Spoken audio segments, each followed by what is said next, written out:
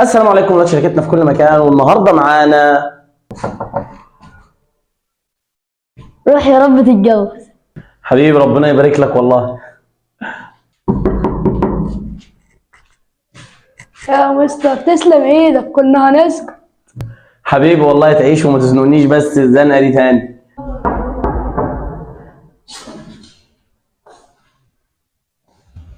تعرف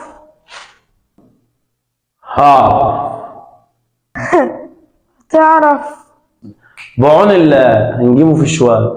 اقعد وركز معايا، وانت كمان ركز معايا. زي ما لمينا منهج اولى اعدادي في 10 دقايق ومنهج تاني اعدادي في تلت ساعه، جه دور اللي كان لازم يجي دوره، خطه انقاذ للوحش الكبير تالته اعدادي. وزي ما عملنا التانيين، اولى اعدادي في 8 افكار، تانية اعدادي في 10 افكار، جه دور تالته اعدادي ان شاء الله في 12 فكره، نكون لمين المنهج كله قاعده ورا قاعده. بسم الله بسم الله. وقبل ما نغوص في الموضوع وندخل في المنهج ونتعمق، تعال نثبت القاعده اللي هنمشي عليها. جمله ثابته بتتكون من فاعل ثم فاعل ثم مفعول، فاعل عمل، فعل اتعمل، مفعول وقع عليه هذا الفعل. هنجيب اي فاعل معانا نبدا بيه. نجيب مثلا بنتنا ساره اللي متمرمطه معانا في كل الفيديوهات، معانا بلاي يلعب، معانا تنس الرياضه اللي لسه ناشئه وبنحاول نعمل لها دعايه، ودي دعايه مدفوعه الاجر. ساره بلاي تنس، ساره بتلعب تنس. يعني معانا الفاعل اللي عمل، الفعل اللي اتعمل، ثم المفعول فيه. اي ثلاث كلمات في الانجليزي فاعل فعل مفعول تركبهم مع بعض يدوك جمله. دي هنثبتها ونغير بناء عليها الافكار بتاعتنا. زي ما قلنا ان الفاعل لا يتغير لا يتاثر بالزمن، بينما المفعول نفس الفكره، اللي بيتغير وبيتاثر بالزمن هو الفعل. واحنا زي ما قلنا عندنا 12 فكره، فتعالوا نفصصهم واحده واحده. نبدا باول ثلاث افكار. معايا بلاي نكرره 3 مرات، بلاي نكرره 3 مرات. اول فكرتين مش في المنهج بصوره مباشره، ولكن هنحتاجهم، اللي هو المضارع البسيط والماضي البسيط، ولكن المستقبل البسيط له وحده كامله ومشروح بالتفصيل، فهنحتاجه وركز عليه. تعالى مع بعض نحول بلاي من مضارع بسيط لماضي بسيط لمستقبل بسيط واحده واحده. احنا متفقين ان اي زمن الفرق بينه وبين اي زمن تاني هو في اضافه حرف تضاف للفعل. يعني لو عايز اقول مضارع بسيط هاجي عند بلاي ومع هي وشي وات هضيف له اس. لو عايز اقول مضارع بسيط هاجي عند بلاي مع هي وشي وات واضيف له اس، ولكن مع اي فاعل تاني لن نضيف هذه الاس. هاجي مع الماضي البسيط هضيف له في الفعل اي ثم دي، اللي هو بنسميه التصريف الثاني للفعل. بتلم شويه افعال تحفظ الفعل الماضي بتاعهم، التصريف الثاني عملت ما يسمى بالماضي البسيط. طب يا مستر زي ما هي وشويت بتاخد اس والباقي ما بياخدش اس، هل هنا الاي دي مع بلايد مع كله ولا مع يو شويت بس؟ لا، مع كل الناس. اي بلايد، هي بلايد، شي بلايد، يو بلايد، كل الناس بلايد، ما بتفرقش. فكره بس هنا في المضارع. ثم في المستقبل البسيط مش بنضيف ورا الفعل حاجه، لا، بنضيف قبل الفعل، بنضيف كلمه اسمها will. فبكده will دي تيجي مع اي فاعل تعمل لي ما يسمى بالمستقبل البسيط. فبنقول I he she it you we they، اي شخص ثم will ثم الفعل فاضي بدون اضافات. يبقى دول ببساطه الثلاث ازمنه البسيطه. عمك الحاج ده ما انتش محتاجه بالتفصيل قوي، فكل اللي ممكن نعرفه عنه انه مضارع بسيط يعني تكرار. يعني لما تحط فعل فيه اس اعرف ان انت بتتكلم عن حاجه متكرره كتير قوي، فتقول ساره بلايز تنس يبقى بتكرر هذا الفعل، ولكن زي ما قلنا مش موجود بالتفصيل، فالمفروض ما يجيش في الامتحان بهذا السياق. بنقول مثلا ساره بلايد ماضي بسيط، حاجه في الماضي خلصت يسترداي، ممكن نعوز الحته دي عشان هنعوزها مع زمن تاني. ساره بلايد تنس، ساره لعبت تنس وبيذكر الزمن اللي هي لعبت فيه، فبيقول ايه at 7، بيقول ايه yesterday، بيقول ايه last night، بيذكر الزمن اللي هي عملت فيه هذا الحدث، حاجه خلصت في الماضي. ولكن تذكر ان في بعض الافعال الشاذه زي ريد تيجي تديها اي دي تدنها زي ما هي تبقى ريد، وزي ايد تيجي تديها اي دي تقلب لك ايد، فلازم تحفظ الافعال دي زي ما هي. ممكن ابقى اعمل لكم ملف شامل معظم الافعال المشهوره.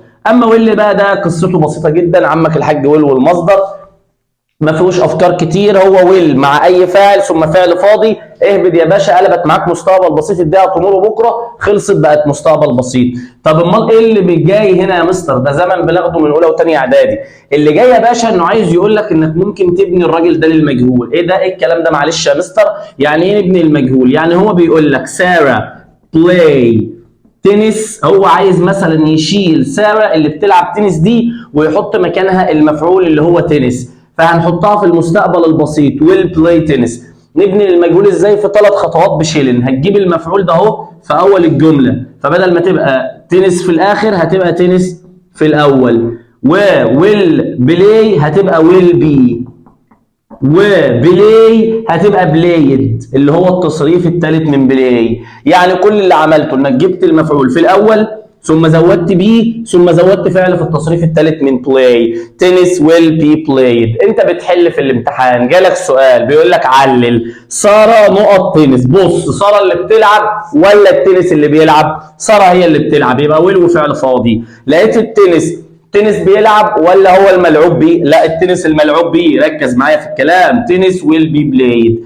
يبقى لو لقيت اللي في الاول فاعل خد ويل وفعل فاضي، لو لقيت اللي في الاول مفعول خد ويل بي وفعل في التصريف الثالث. ادي القصه كلها، مفيش اي مشكله. ندي مثال تاني معايا. مثلا ساره ويل ايت وليكن رايس، وراح بادئ وعايز يبني المجهول. هنجيب رايس في الاول عادي جدا، ادي النقطة الأولى، ثم هنجيب ويل بي زي ما هي ثابتة رايس ويل بي، ثم التصريف الثالث من ايت ايتن، فرايس ويل بي ايتن. اسأل نفسك سؤال بشيلن في الامتحان، سارة اللي هتاكل ولا الرز اللي هياكل؟ لا، سارة اللي هتاكل، يبقى سارة ويل ايت.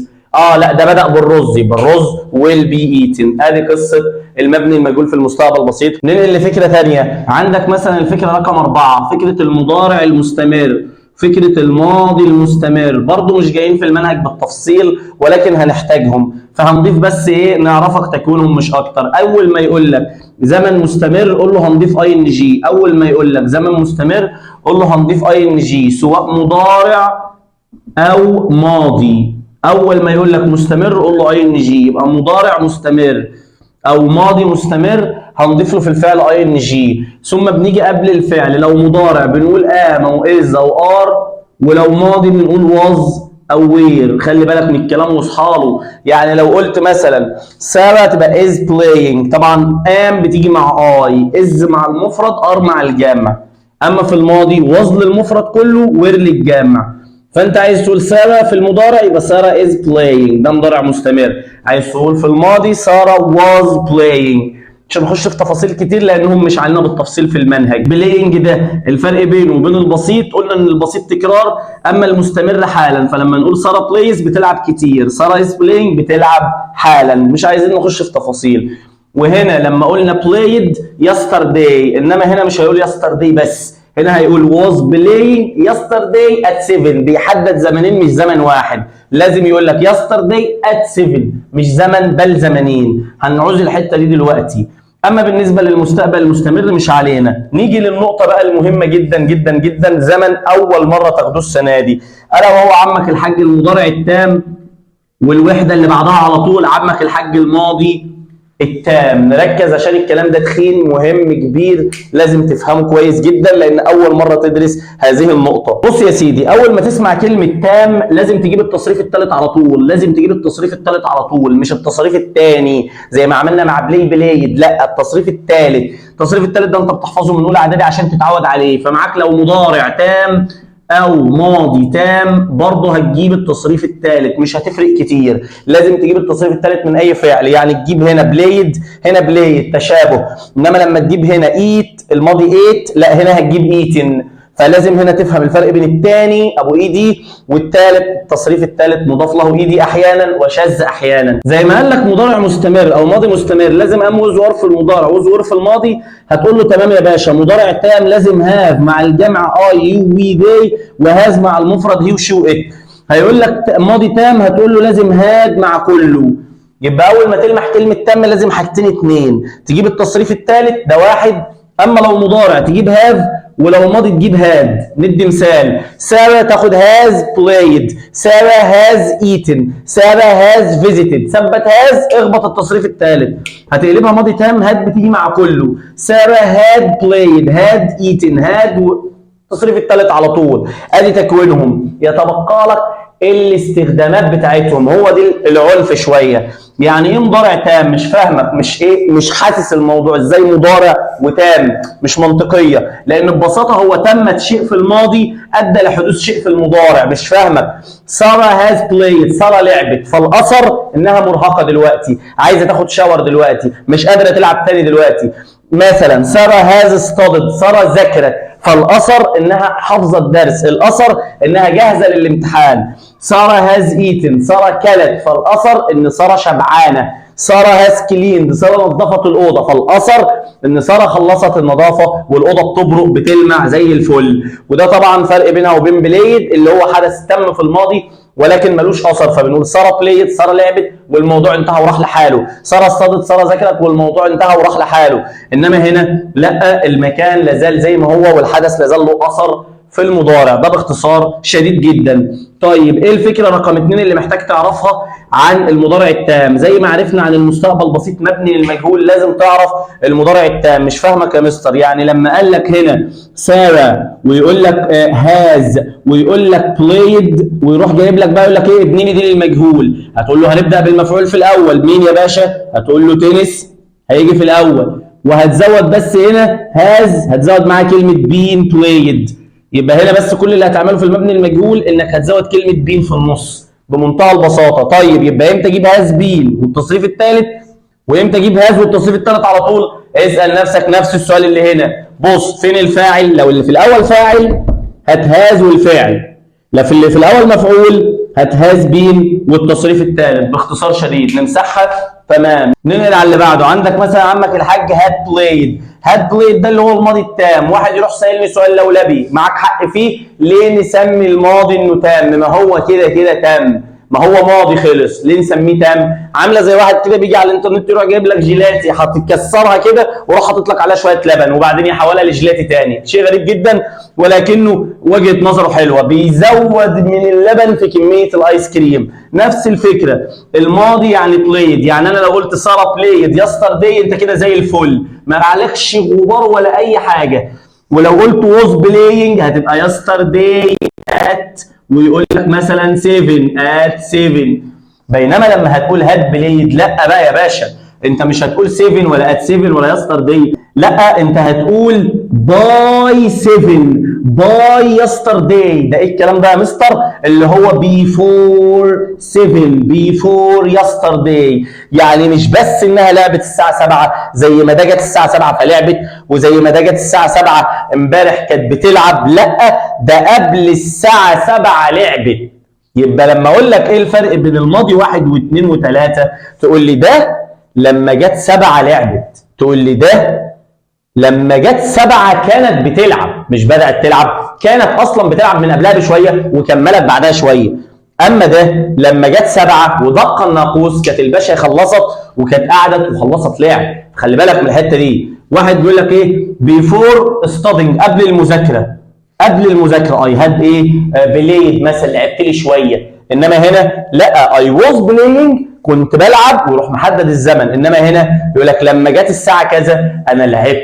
فخلي بالك من الفرق ما بين الثلاثه. انت معاك حاجتين، حاجه حصلت وحاجه حصلت وراها. بيقول لك مثلا واحد كل وواحد شرب، فانت عايز تقول هي ايت اكل اهي، وهي درانك شرب اهي.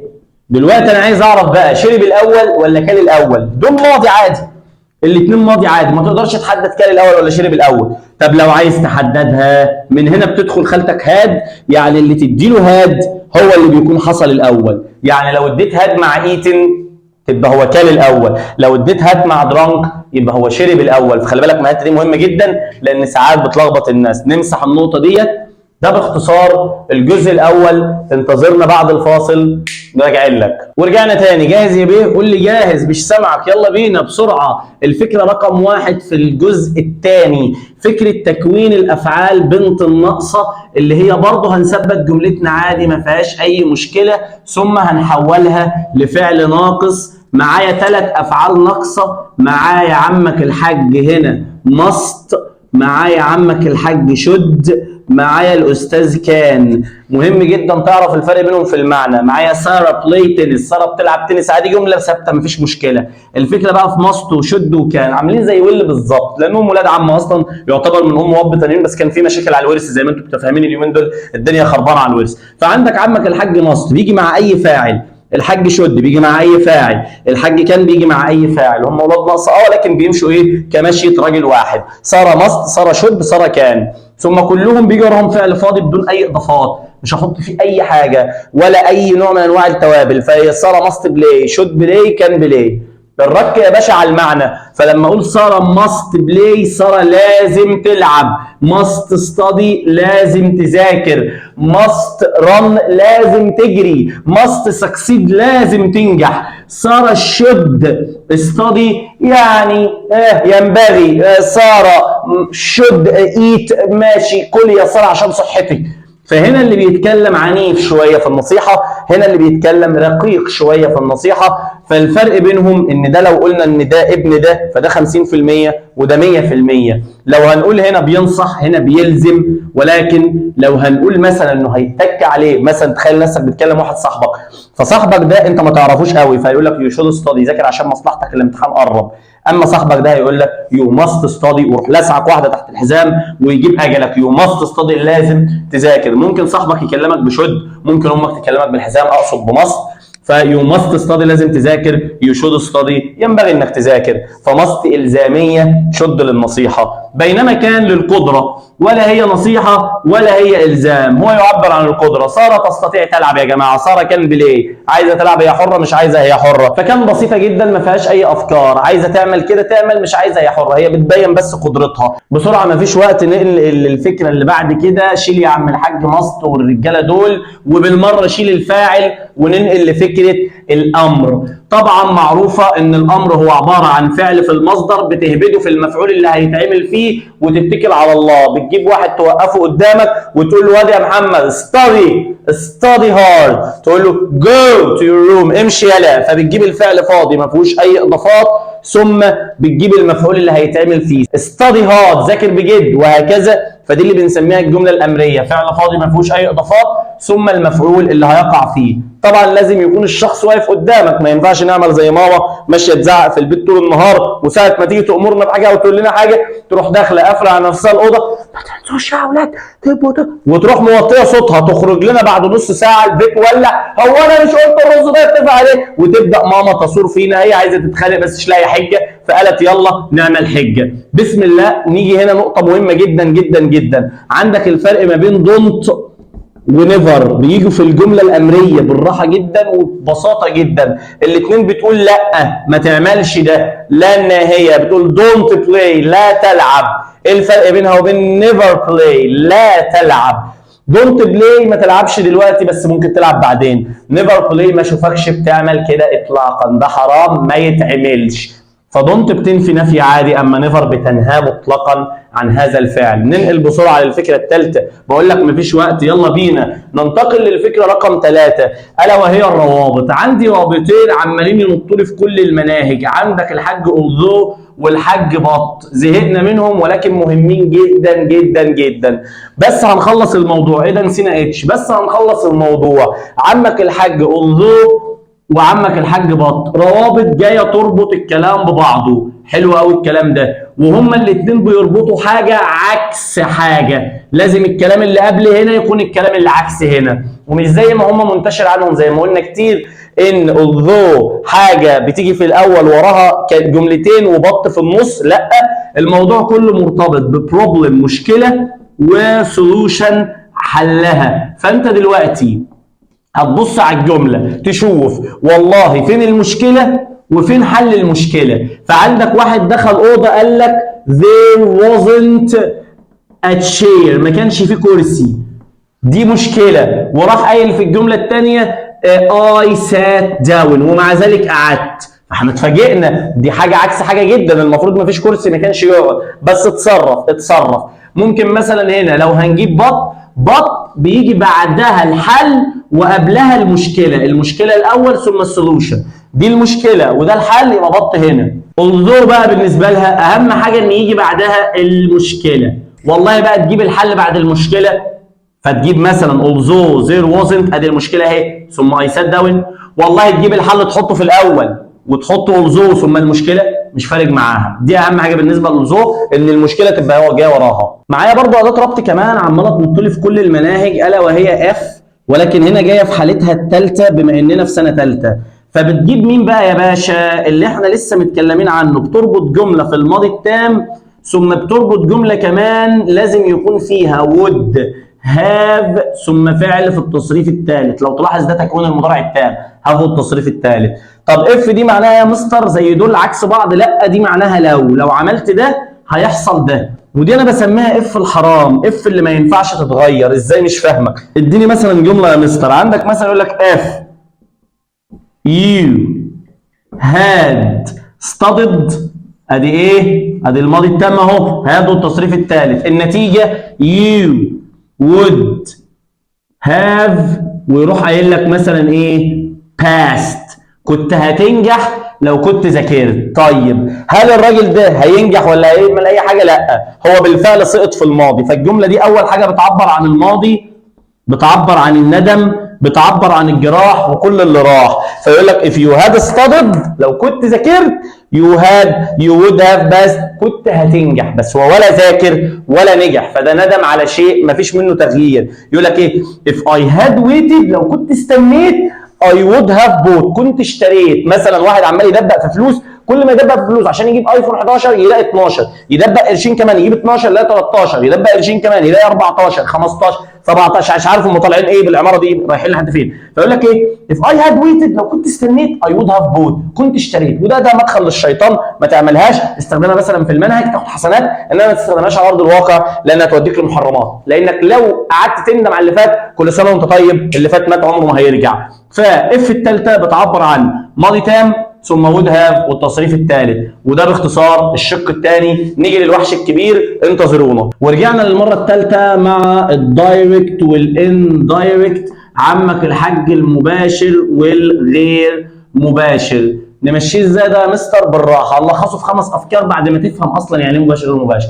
انا قلت حاجه الحد ده راح نقلها الحد ده جالي وراح قايل لي ده انا سمعت انك 1 2 3 ابره الخياطه، وراح فاتش لي كل الاسرار. فالدايركت لما انا قلت لك حاجه، الاندايركت لما انا اسمعها من حد تاني. عيب عليك تعمل كده. تعال اما ندي مثال. معايا مثال مثلا بنتنا ساره بتقول سيد او بتقول تولد، وراحت جايبه جمله ما بين علامات تنصيص كده وقالت اي بلاي تنس نقطه. دلوقتي احنا عايزين نعرف ايه؟ 5 نقاط. اول حاجه، في عيله تبع سي وعيله تبع تل، لازم تعرفهم. سي يقول، مش لازم بتقول لمين، يعني مش لازم مفعول.